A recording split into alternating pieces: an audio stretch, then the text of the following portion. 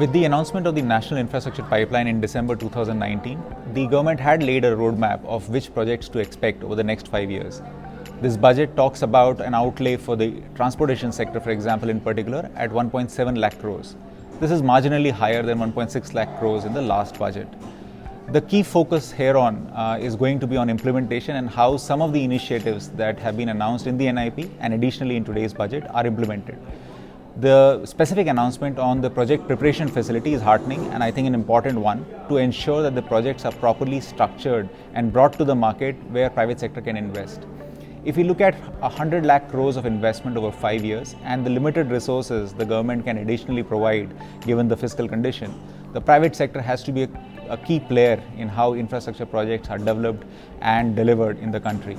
And I think there the state governments and the central government have a lot to do to coordinate with each other and ensure that the projects are properly structured such that the returns to the investors are clearer and the private sector is incentivized to invest. In the transportation and logistics sector, the couple of announcements that was very specifically introduced this time over and above the National Infrastructure Pipeline, for example, the Krishi UDAN or the Kisan Rail, are all welcome measures. They can go a long way in augmenting the agri-logistics and cold chain in the country.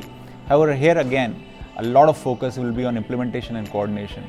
There are multiple schemes operating at the ground level and there are multiple entities involved in the commodity value chains. All of them will have to be involved in how these initiatives can then address the logistics cost reduction for agri-logistics as well as for the cold chain infrastructure side. With respect to railways, a few key announcements were made in terms of solar power being generated on the land owned by the railways and a few specific initiatives like investments in the Bangalore suburban.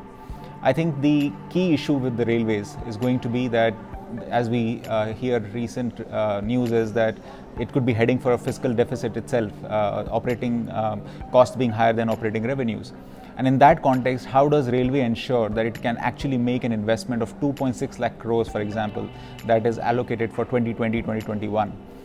The significant involvement of private sector here again will be key to ensuring that we can see the infrastructure getting developed and operated well enough so that users can get the benefits.